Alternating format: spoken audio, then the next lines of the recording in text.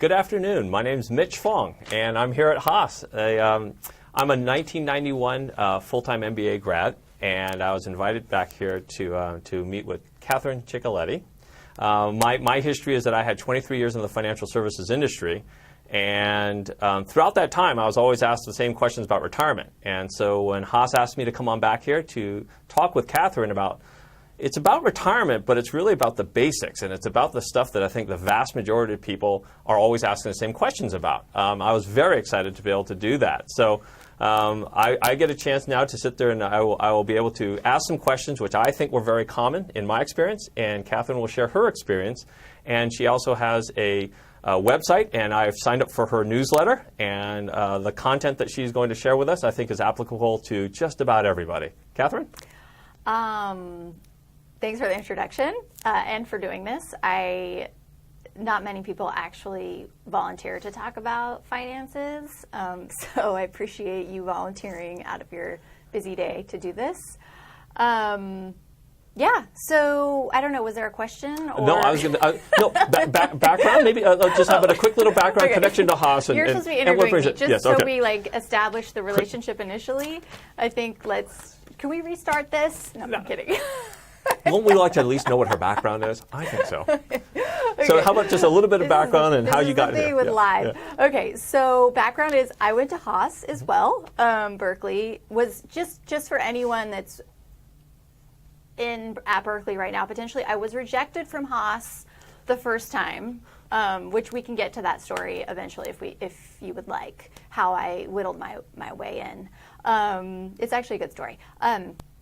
And graduated in 1999, so perfect timing for getting a job and then losing your job in the tech bubble. That was a good time.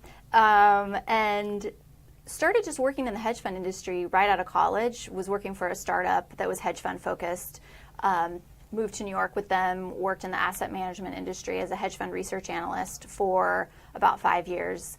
And then continued in the asset management industry, also in the hedge fund industry, to sales, so raising money from institutional investors for our hedge fund products. And then I left, was just ready to try something new and make a move. I knew the timing was right. I'd been at this company for, almost 8 years. And I kind of thought, if I no kid, not married, not a lot in debt, which we discussed earlier. And so if you're going to make a break, try something on your own. You kind of have to time it a little bit right too. So that's my background. Terrific. Well, I noticed when I looked on your website, you kind of had a list of 3 things that you think are the most common mistakes for people when they're talking about retirement. And real quickly, I want to ask, this is pretty much open. I can, if you would like to, at any given time, give us your questions, and I'll integrate it into the conversation. While we have some topics that we'll cover, by all means, we want to make good use of your time. And if you have questions, we'd be more than happy to answer them. So those are coming up there. Yep, that will come up there. That's not a question. Though. No, we're not going to ask you about the square root of the pi of the circumference of the circle that goes around the Pentagon by Jake. Thank goodness. I don't think I learned that here. Maybe I missed that day in school. Okay. So with that in mind, so avoiding that, real quick, let's kind of cut to the chase for your experience. Okay, the 3 biggest things. Yeah, what are the 3 biggest, most common mistakes that you get that from all the people that ask you that you see in people saving for retirement? Okay, so these are the 3 things I see every single time, over and over and over and over and over again. I'm actually going to give you 4. The first one is stagnation. People ask me questions and I give them information and I try to help them and then they don't do anything. That I find very interesting. It's I don't know. That is a science or psychology. That's the psychology department, I think, in terms of why. Do you know what I mean? But in terms of actual investing mistakes that I see, okay, so time and time again, people that are saving their money, let's say working for a company and they have a 401k and they take a certain amount out of their paycheck every month. A lot of people don't realize that you then have to go and actually pick funds to invest in unless your company somehow defaults you into some sort of target date plan or something like that. Forget that for now, but I can't tell you, and 401ks aside, but even IRAs, I can't tell you how many people I know say, this is so weird. I have my money invested and the stock market's been up so much. Why have I only made, like $200? And then I'll look at their funds and their money is sitting in a money market fund, which is basically just a cash fund. So a lot of people don't realize, back to the 401k, that even if you sign up for your 401k, you then have to go and pick your investments. It's not just picked for you. So they think actually putting money into an IRA or 401k, that they think that is the investment. They think if they open the account then they're invested. And no, that's like going to a bank and opening an account, but then like not putting money in it. Okay. I don't know. Okay, so there's that one, and then the second one really quickly is just asset allocation, and that's just how you split your money between stock and bond funds. And people get a little too analysis paralysis about how to pick funds, or even if they want to pick stocks, and focusing on how you split your money between your stock and bond funds is actually more important for your returns. Meaning, just as a quick example, going into the financial crisis, we know that a lot of people in their 50s and 60s had a lot of stock fund exposure because we had been in a bull market for the prior, say 5 or 6 years. And then we enter the financial crisis and they thought they had X% of their portfolio in stock funds, but because of the huge run up, they actually had a lot more, and then they lost half of their retirement, within a matter of 6 months. So a lot of people don't realize that you don't even need to be an expert. Like, if you just figure out, okay, what am I comfortable with? If stocks technically are more volatile or risky and bonds are technically less volatile, less risky, huge caveat sometimes, obviously, as we get older, we want less risk. So people don't pay attention to that, and then they wake up and they're 60 and they've got all their money, or 80% in stock funds, and then what hits the fan and it's gone. Where bonds would then protect your capital a little bit. So then the third thing really quickly is, most plans or most retirement plans have, or just in general have low cost funds, meaning, you pay a fee every year. A lot of people don't realize that if you have a financial advisor, you pay them a fee, obviously, but then if they invest your money, you have to pay a fee to invest in that fund. And so you could pay a large fee or you could pay a small fee. There are some funds that are good. I don't need to put everyone in the bad bucket. There are definitely some good funds that charge higher fees, but there are also a lot of funds that charge very low fees that are just as good, and you have access to those in your retirement plan. And so that does add up to thousands and thousands of dollars for someone over their lifetime if they forget to look at the underlying fees of the funds that they're choosing. So those are the three, hands down, I would say. All right. You obviously don't make those mistakes because you worked in the financial industry for 23 years. But well, I'm going to go back to the first one, since you brought up the first one, and you said stagnation. Just what, in your opinion, why are people? I know you said that that's for the sake of, but from your standpoint, what is the hesitation, or why are people so unprepared for retirement, or why are they not doing anything, for their retirement? And what could you tell everybody?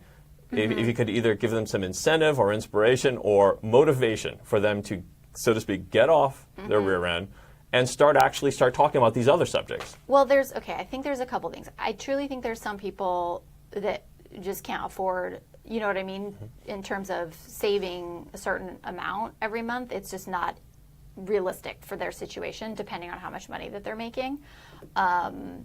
So that's one situation that is, I don't have an answer for that. That is, or a lot of people dealing with student debt, so it's like, do I pay the debt first or should I save? I would argue, you want to start at least doing the match that your company provides you, do a minimum, just do that and chip away at your debt, to get that done, and then chip away at your student debt at the same time. So sometimes you just don't have the funds, but then there are a lot of people who have enough money, I think, that still are being kind of half-assed about it, and we know who those people are. You know what industries they're in, because if it's a higher paying industry, and those people I think those people just don't realize, just by saving, say, $700 a month, $700, let's say, out of, so let's say $700 a month versus $300 a month, when you're 40 even, is going to be a big difference. Absolutely. Right? Because of compounding. And actually, I'll put a little caveat in it too. I think for a lot of people, when you're saying people who can't afford it, and I do want to be respectful of people who have different income levels, but to a certain extent, when you do a budget, what your version of what is a need or a want, sometimes I think can sometimes can lead people to say that I can't afford it, which becomes sometimes a rationalization when the truth of the matter is you can. And I think there's a little bit of a really important discussion for anybody and their family about what is truly a need and what do you really need. That's a good point. And that's something when I did leave the hedge fund industry, I mapped out my fixed and my variable costs. I said, okay, what are my absolute fixed costs that I have to pay every month, or I'm going to go to jail. Bad. Just that gets more expensive. Do you know what jail. No. And then what are my variables? And I even in the variables, it's like I even put groceries in the variables because there's a difference between shopping weekly at Whole Foods or shopping at Vons. And absolutely. I personally think you have to pick what's your priority. Like if you want, maybe you continue to shop at Whole Foods if you want, but maybe you scale back on your exercise classes and it's beautiful weather outside. This is something that I've definitely done is because I was racking up, the classes, they're not cheap. I mean, in LA, they can be $30 a class, but it's like 80 degrees outside, and a lot of people would say, well, no, I can't. I have to go to exercise class 3 times a week. And so that's, to your point, the need and the want. But I think you have to kind of get a little strict with yourself on and that's an what individual your priority thing too, is. Right? One person's need is another person's want, but I think it's worthwhile making that type of investigation and talking with your household, whether you're married, you have a spouse or not, to be able to really determine what is important, what's core to you and your family, and then kind of move from there. Now, I do have a question that's coming in, and so this is a question from Greg. Is that right?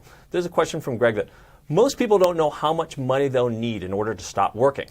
How do you figure out that number, or how much to save and invest over time to get out there? You want to take a shot at that first? I have a thought on this too. Okay. Well, there's that old formula. Well, the form where you have your years to retirement. I do this on. This is embarrassing. On my HP 12C calculator. Wow. I pulled that out. I was at Waymo the other day, and these women, they're all probably 30. I said, "Have you guys seen this?" They were like, "Never seen one of those in my life." That's great.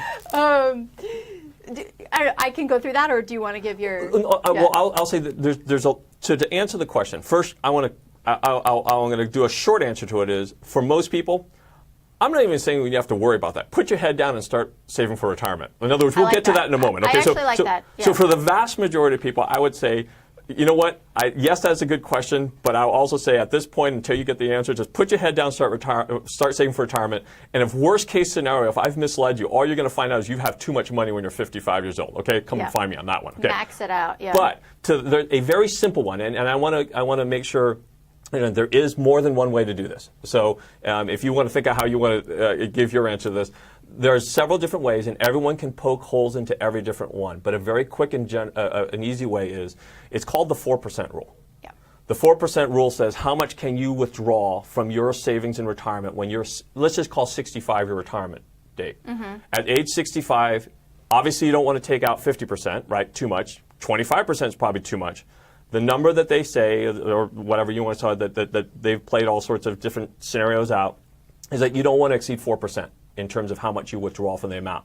So for all of us math majors out there, not me, I'm going to say the exact same thing, but I'm going to say it differently. Take how much money you would spend on the first year of retirement, and if you multiply that by 25, that gives you the goal. To answer your question, Greg, that would be the goal of how much you would need to save. With inflation. You need to factor in inflation. Okay. And then, of course, the other gotcha that someone's going to sit there and ask you, well, I don't know how much I'm going to spend in retirement. Yeah. To which I would say, Absolutely, but why don't we just start with what you spend now, just so you can start with a figure.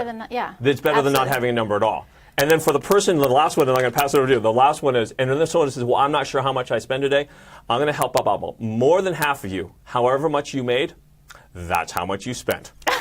Multiply it by 25. I'm just being honest. Multiply that by 25, and that's a good place to start. Now, I know there's a huge silent gasp on the other end of that camera because people, if you spend $40,000 a year, that's $1 million. Around this area, that's not hard to do.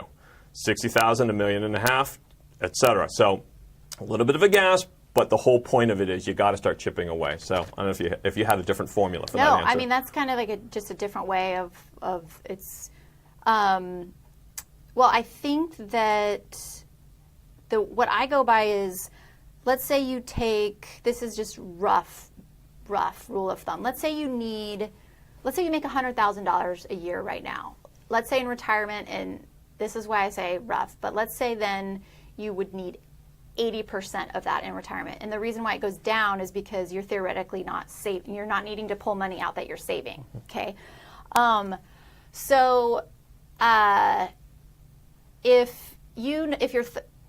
feel like I wish I had a sketch drawing board or whatever like that, but I think what he's asking is how much do I need when, let's say, I'm 60, like what is the dollar amount in my account I need, and what investment rate of return do I need to earn in order to have that dollar amount, and how much do I need to be saving every month? Okay, if you have an HB12 calculator, you're going to do your years to retirement, which is your N, let's say that's 30 years.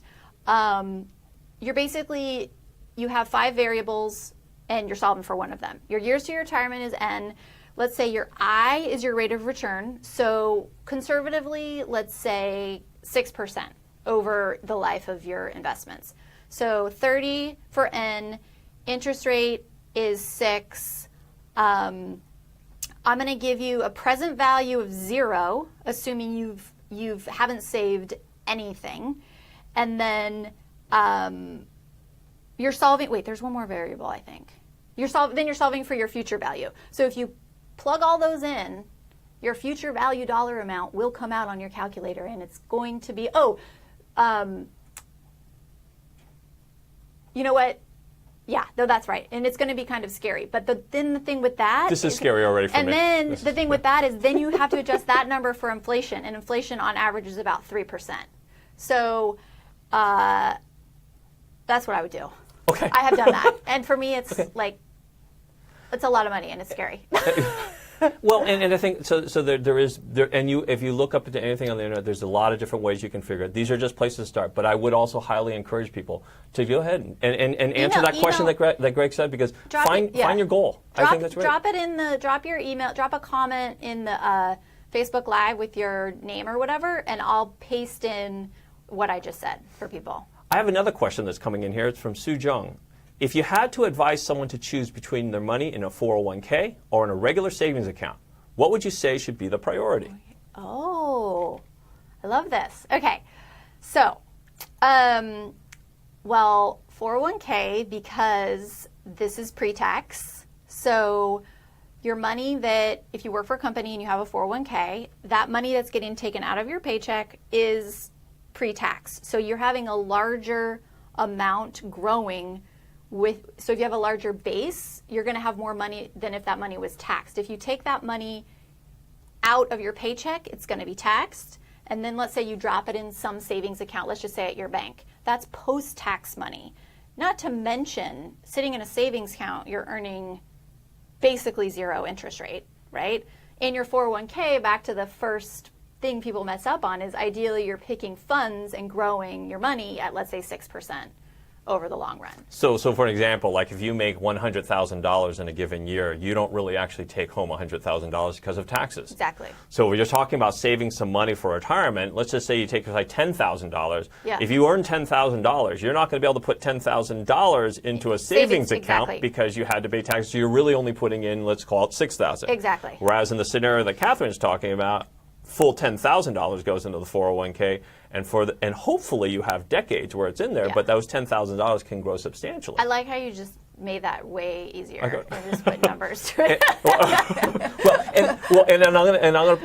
I'm gonna give a little bit of a caveat to that answer because I agree completely with everything that she's saying. And then after that, I'm going to prompt you a question that I always get: the difference between a Roth and a traditional 401k. Okay. But the one thing I would also say is that I'm also a fan of. While yes, I believe investing and putting your money in a 401k is absolutely critical, and I'm total fan of putting your money into your retirement account. I will also say a good emergency cash, liquid cash fund is also necessary. What I don't want to have happen is that if something happens in your family, like if someone were to lose a job or get sick, that you start diving into your 401k or your retirement account.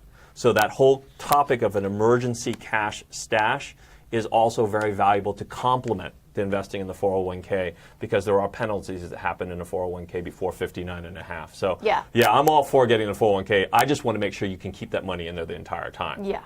So on that subject though, when you talk about the 401k, Sujong, I think another question that always comes up, well, I have an option of going into a traditional or a Roth 401k, and I'd like to know what your thoughts are on that.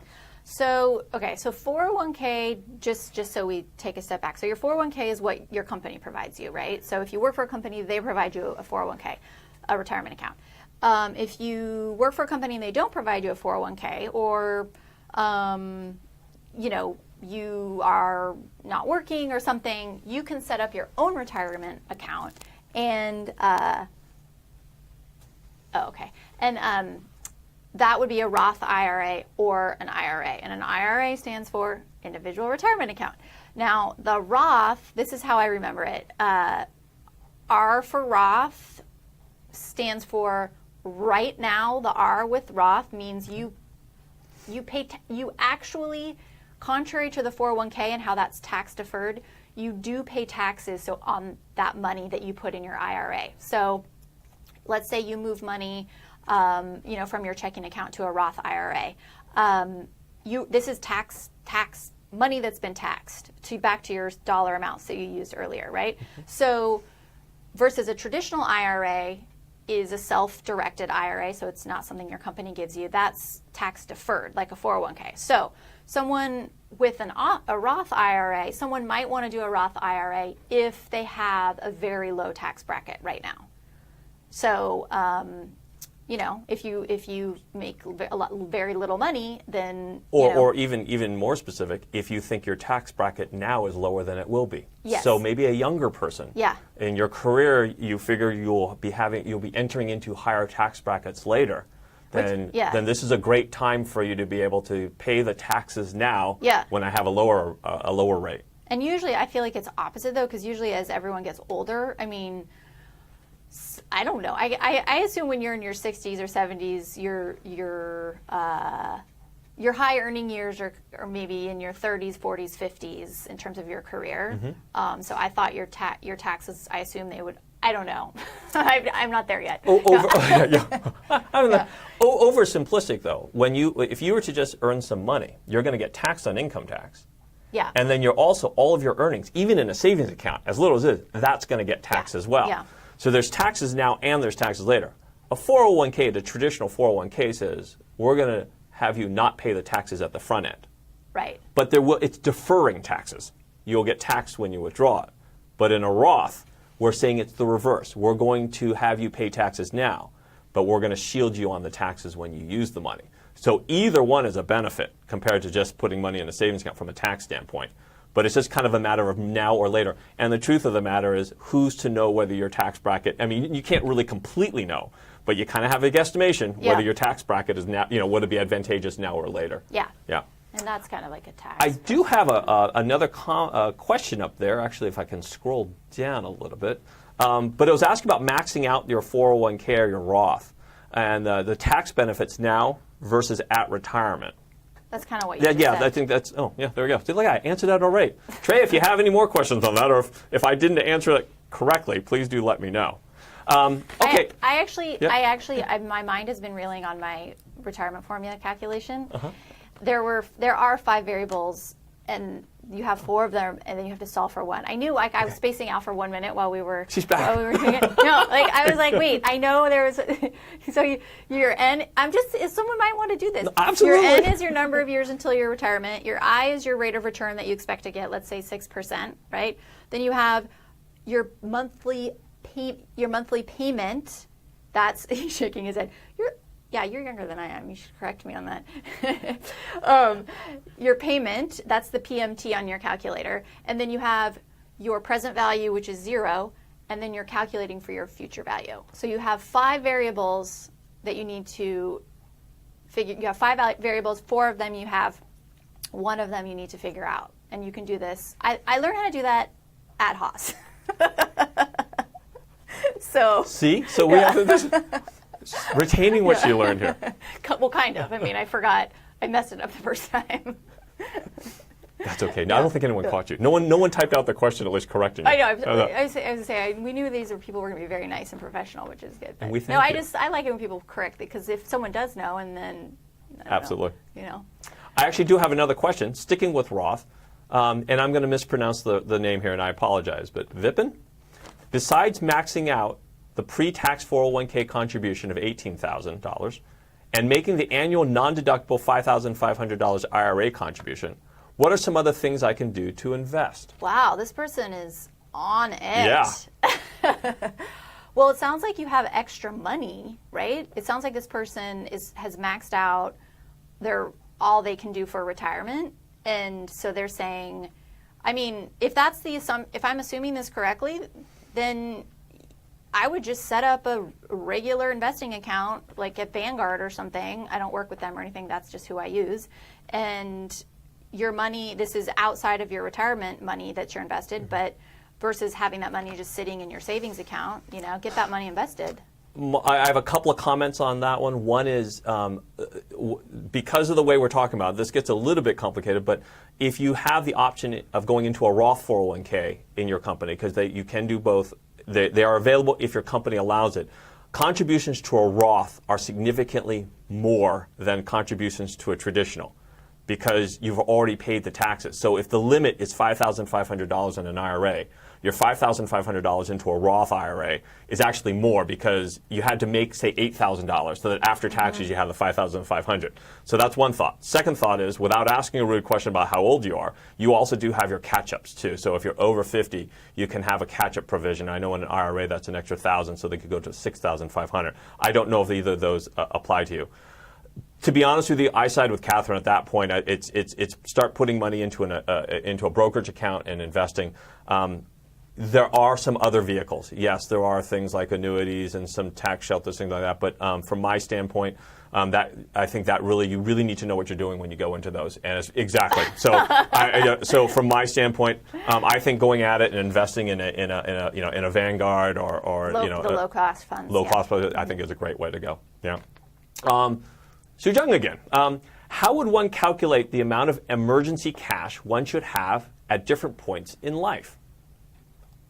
Do you have I've never gotten, to be honest, the different points in life. I just go by at least the 6 months of living expenses rule, which is hard to do, but. And for me, I'm more conservative than that. So so the question becomes, so it is a personal thing. So every person will have a different one. So there's not a set. I don't think there's a set number for everyone. Yeah. It really comes down to this: in your household, how much would you feel comfortable with that if an emergency hit your family? So that means if one of the people lost their job, how long would it take for me to get a job so that I can, make the payments to everything? Or if someone were to get sick and have expenses, how much time do I want to feel comfortable to be able to run my household without us needing to move from the house, not be able to eat, feed my family type of stuff. And this goes back to, I think, the original question, or when we start talking about is what's core and what's really a need to you. Yeah. Because if your expenses right now, let's just say your expenses are $100,000 a year, but in, kind of like, God forbid, a financial crisis hits your home, if you've figured out what's really core to you, maybe your expenses are really only $50,000. in which case then if you want 6 months, that number changes. So it does behoove us to go ask that question that Catherine was talking about, is find out really what is the important stuff. What's your monthly just must-haves and fun things, you know? I mean, is it $5,000 you spend a month? Is it $8,000 to just live? Yep. You know, and then base it off of Yeah. that. A lot of people don't want to do that because it's not really the most fun exercise.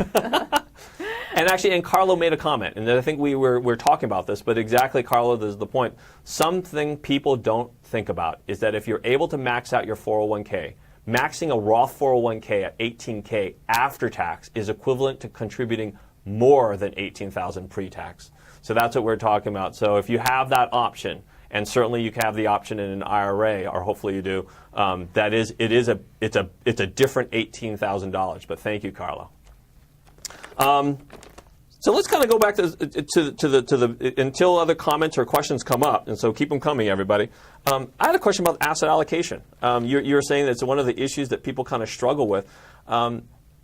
How often should someone be looking at their asset allocation? Once a quarter. Even that often? Okay. On your retirement statement, okay. on your investment statement. Yep. I mean, and I only say once a quarter because then you can, then you're forced to be loosely following how your funds are performing because, you know, you can say, wait, if I thought I had 80% in stock funds and 20% in bond funds, and now it's at 85%, my portfolio is, you know, 85% stock funds and 15% bond funds. Mm-hmm. The allocation shifted over the quarter because stocks had a huge run. Mm-hmm. Then all of a sudden you kind of then maybe say, let's sell some of those stock funds to get it back to the 80-20. I mean, it could happen, you know, if huge quarters happen. We had a huge first quarter, yep. You know? Yep. I don't know, and I just think it's good to get in the habit of, I don't look at my statements more than once a quarter. I mean, I get them, yeah. I look at them for no more than 30 seconds. And I'm I'm being dead serious. I'm like, perfect. Okay, next. It's a personal thing. I mean, right, it is. I mean, some people, but I will also say that oftentimes I think for most people, if you look at it too often, try not to make. That's worse. Tactically moving accordingly will sometimes kind of shoot yourself in the foot. I don't know if you agree with that or not, but Absolutely. To me, for many people, kind of like not seeing it or not doing anything about it. There's studies that show that people that actually forget about their retirement accounts actually perform better. Like if they look at them, you know, if they're young though, you know, say they start when they're 23 and then they just kind of close their eyes versus people who trade around, not people who casually look at it like I'm suggesting, you know, versus people who are trading around. The ones that forget about it have done better over the long run. And I think if the spirit of looking at it is to make sure you're on the right asset allocation, I don't care how often you look at it. Yeah. But if your objective is to see if you can maximize your returns by looking at the allocate, generally speaking, most people are going to end up shooting themselves in the foot, and you want to kind of avoid for that. Yeah. I do have a question from Molly. For the struggling college student who wants to save money with a limited income, what is the percentage that you would suggest putting away to have a comfortable amount to fall back on? Well, I mean, general rule is 15 to 20% of income. Try to save that. That's a kind of an old rule of thumb that if you can pull that off, I mean, you're in college, and the fact that you are even saving money in college, I feel like is really impressive. Yeah, no, I was going to say that's. I mean, this is you. No, I mean, but to your point, this person's going to have no problems. The thing that's funny about these people is the ones that are asking these questions, like they're gonna because you're going to be fine. You know what I mean? So I hate to say that you're going to be fine, but the fact that you've been asking, you're going to be fine. But 15 to 20% is a general rule of whatever income you're making. And Samir's asking, what's a good time to pay off your student loan versus building up savings for a house or for emergencies? Well, I would say emergencies are key.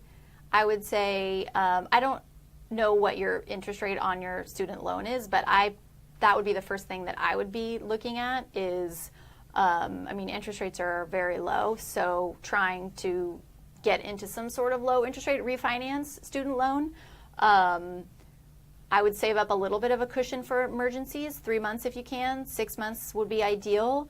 I would personally pay off my student loans or get on a good plan of paying them off before getting into more debt with a mortgage. Again, this is another personal thing. It is. There's some people who, it depends on what your relationship is with debt. I mean, seriously, Yeah. That's a big thing. Another perspective, I agree with everything that Catherine's saying. Another perspective is, whatever your interest rate is, think of paying that off as receiving, that's the same as investing in a bond that would pay you that amount. So in other words, explain that maybe. yeah, so if let's just say hypothetically your student loan is at 5%, you have to pay 5% of interest every period. If you were to pay it off, that's 5% that you don't have to pay that bank or whatever. Whatever you plan to do with the money, for example, if it's trying to outperform it, you need to outperform now 5%, whatever you're going to do. Or if it's peace of mind for savings, like emergency cash, et cetera. But just understand, it's sort of the equivalent of invest. So let's take an extreme. If you have something where the loan amount is something more, or the interest rate, is something more along the lines of 7 or 8%. My goodness, if you have the or like credit card debt. Credit card debt, if someone has credit card debt and it's in the teens, you need to make a lot more to pay that off, and you have to be able to try to outperform that, which is pretty tough. Yeah, student loans is hard because that could be 20 years. Yep. You know what I mean? Yep. And so then you're thinking, I mean, I think this person getting their emergency savings built up, I feel like they would be able to do that. But then you're thinking, well, if I want to buy a house, so then you're saying, okay, great, I have to wait 20 years. So I can understand how that's unrealistic, what I just said. So, yeah. Trey again. How about robo-investors for asset allocation or performance in general? I think you're all over this one. Look at that. She's chomping at the bit for this answer.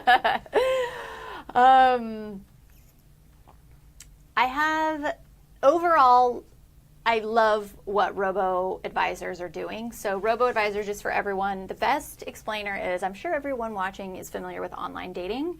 And you go online when you're an online dater and you you fill out all the stuff about yourself, your profile, stuff you like, you don't like, whatever. And then they spit back at you, all sorts of people, right? Or now it's apps, obviously. Please hold. Get it? Sorry, I was getting a little excited here. So that process of going online and filling out a questionnaire and then having, let's say, customized, is that all right? Having customized recommendations coming back at you is pretty much what Robo-Advisors do. You go online, you answer a bunch of questions about your income, are you buying a house, do you want to buy a house, how much debt do you have, student debt, whatever, and then they spit out a portfolio for you. And they say, based on everything you've given us, assuming you haven't lied, we think that a portfolio of 5 funds consisting of 4 stock funds and 1 bond fund with these allocations is your best bet. So I love them for that reason, because I do think that they just do a quick way of getting people a list of like a tight portfolio. And I think that that's often the hardest part for people is figuring out the asset allocation stuff. What I'm a little concerned about Robo Advisors. So overall, like them for that reason. And I think that if someone is trying to figure out asset allocation and what funds to invest in, go on like Wealthfront or Betterment, and again, don't work with them. Those are just the largest players at this point. They'll spit a portfolio at you in literally 4 minutes. The only thing that concerns me about Robo Advisors is I don't think that a lot of people that are then investing their money truly understand what they're invested in. And I've seen scenarios where we've had little blips in the market. We've had little downturns for a month or 2 months in the stock market. And I've seen the way people go after these robo-advisors online. Like I see them on Twitter and social media, it's not the robo-advisor's fault. I mean, they just get taken down by their users because they're like, I put money in, the first month I put money in, you lost my money, what are you guys doing? And I'm like, wow, they truly do not understand what is happening. That's not the robo-advisor's fault.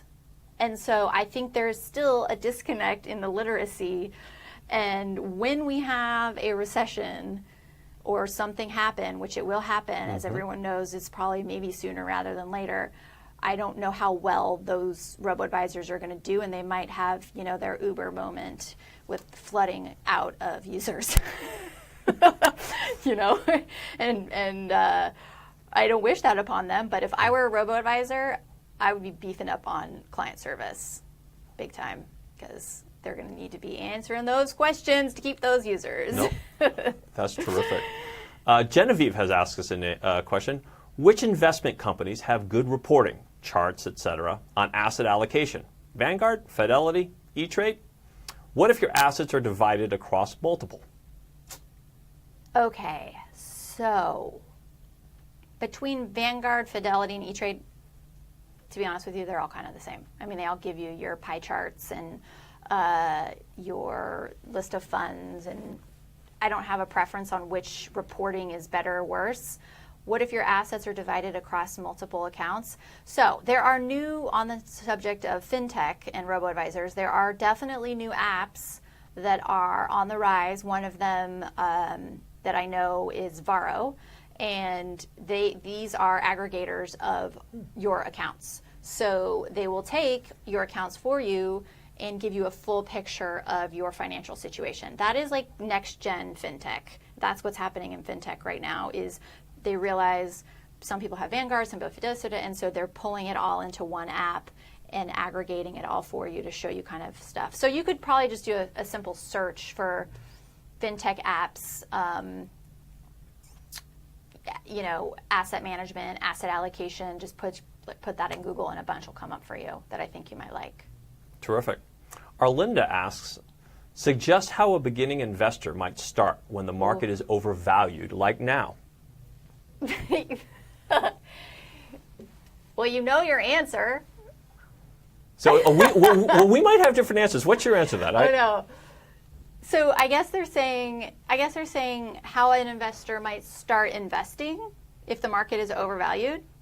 Okay, I'm going to just make some assumptions here, Arlinda, that you want to invest, but you feel nervous because the market is overvalued, and so you don't feel like it's the right time. I don't know how old you are. I don't know if you're 65 or if you're 25.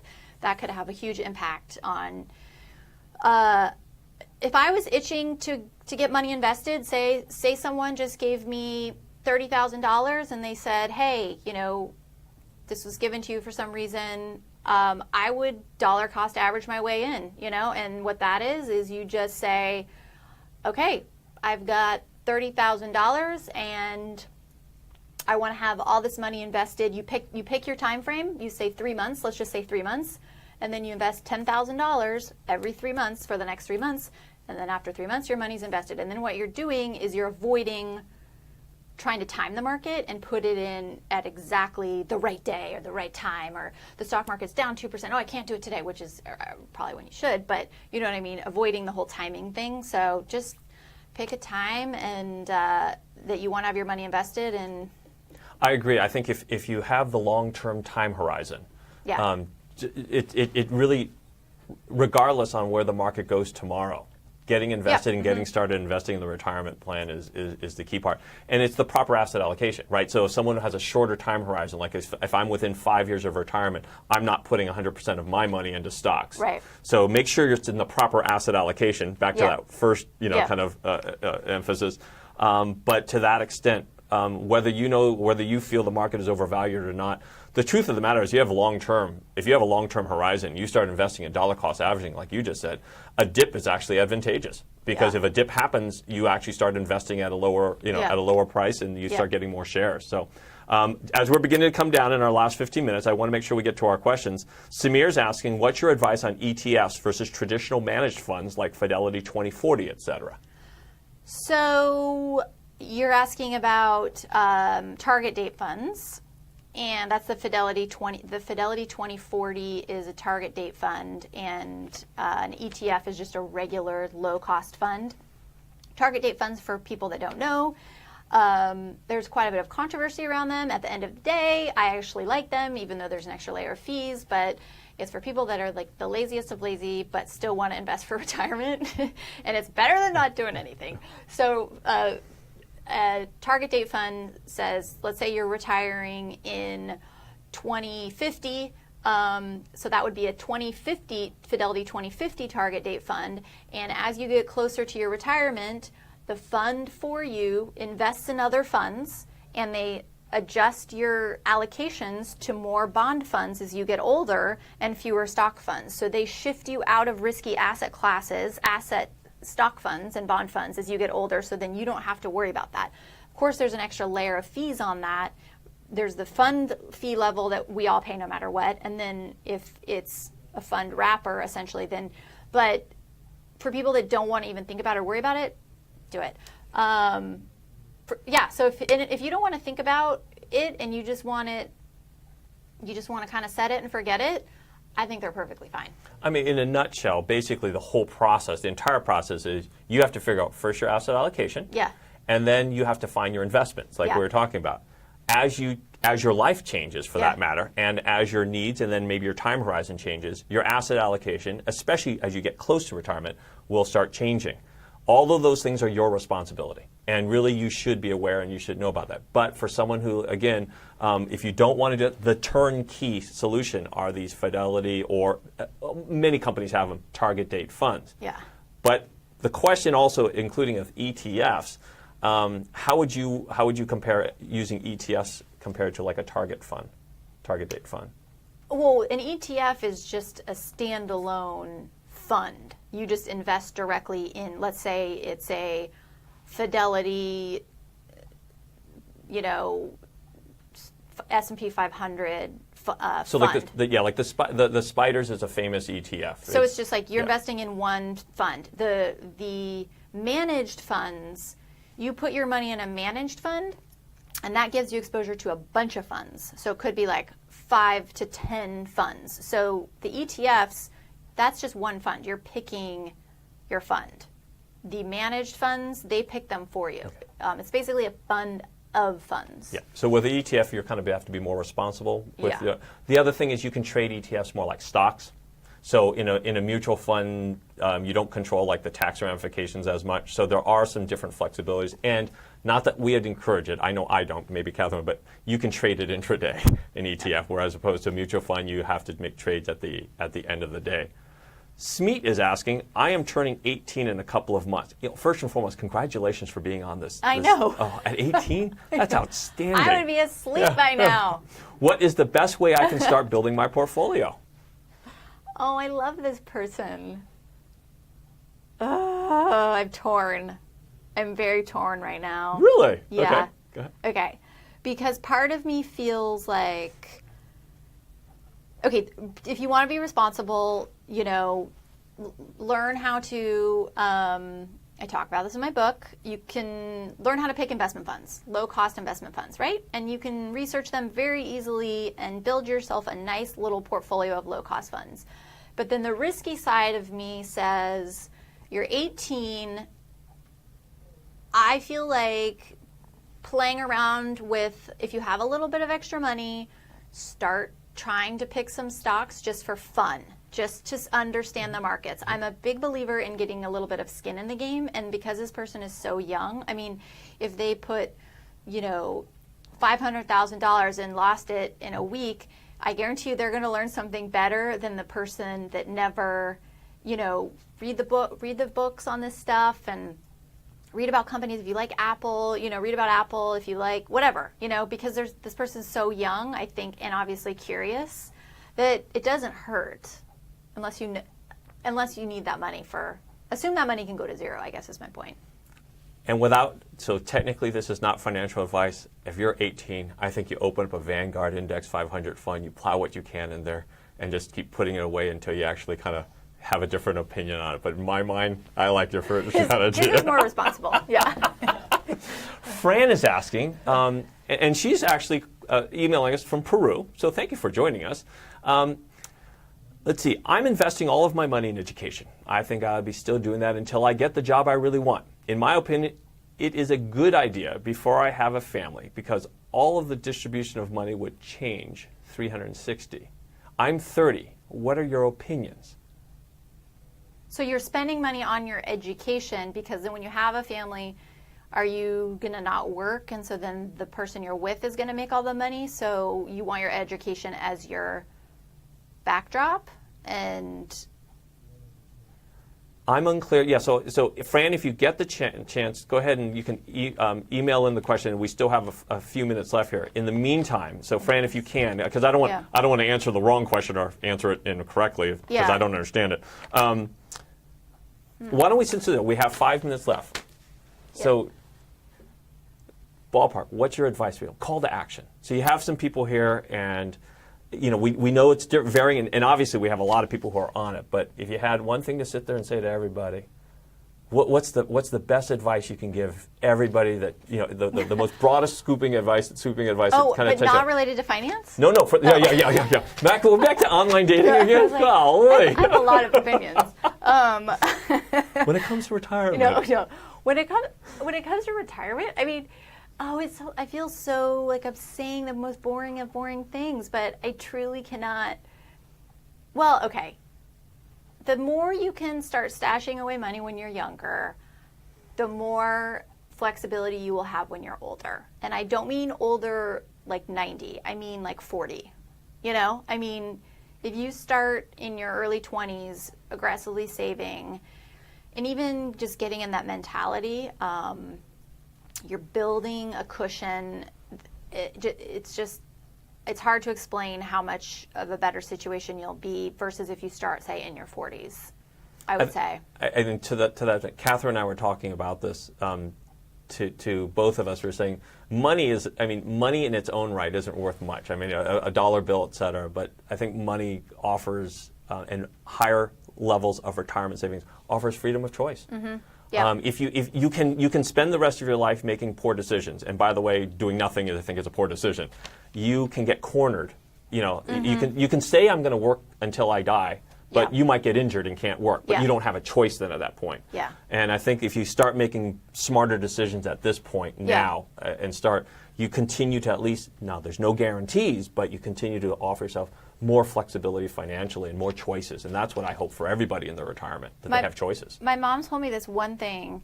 She said, always when I was little, she said, you just work, which I think that this time frame was off a little bit, but she said, work really hard the first 20 years of your life, and then the rest of your life will be much easier. I think it's like the first 30 years, meaning, going to high school, going to college, working after college in a good job, up until 30. It doesn't mean quit your job at 30 or whatever, but that base and saving in your 20s is going to then really have a difference from 30 to 90. I agree. And real quickly, since we do have, Fran is clarifying, I'm afraid that all of my money is for education and not investing in other things like real estate, et cetera. Any thoughts on that? I don't know. I guess I'm still confused. Like, is she talking about school? You're paying your money, all your money is going to... She said she's investing in education for a job that she's like, until she gets a job that she wants, instead of like taking that money. Oh, yeah. Oh, yeah. The answer is, I would say definitely yes. Then you're betting on yourself if you focus on education, right? If you take your money and you just go into real estate, then you're betting on the prices of real estate or whatever happens in the economy or politically or whatever. Your education is something that is, nobody can take that away from you. No, that cannot go to zero. I mean, like real estate can. I'll take Haas as an example. I'm really glad I spent the time at Haas. Yeah. It was definitely worthwhile for me. I'm really happy that I invested that. Nikolai asked, there is ample literature that suggests proper asset allocation can lead to strong alpha. I'm currently in a target date index fund composed of equities, fixed income, commodities, etc. But as a result, I'm paying higher fees, which I obviously want to minimize. How do I go about selecting the ideal mix between obtaining optimal asset allocation versus paying low fees? How can I perform the necessary attribution? Comment? You thought? I can, yeah, unless you want to. No, go for it. Yeah. So forget the alpha. Meaning, so alpha is earning a return above just what the market is doing, and That's very hard to do. That's what hedge fund managers get paid millions of dollars to do and lose a lot.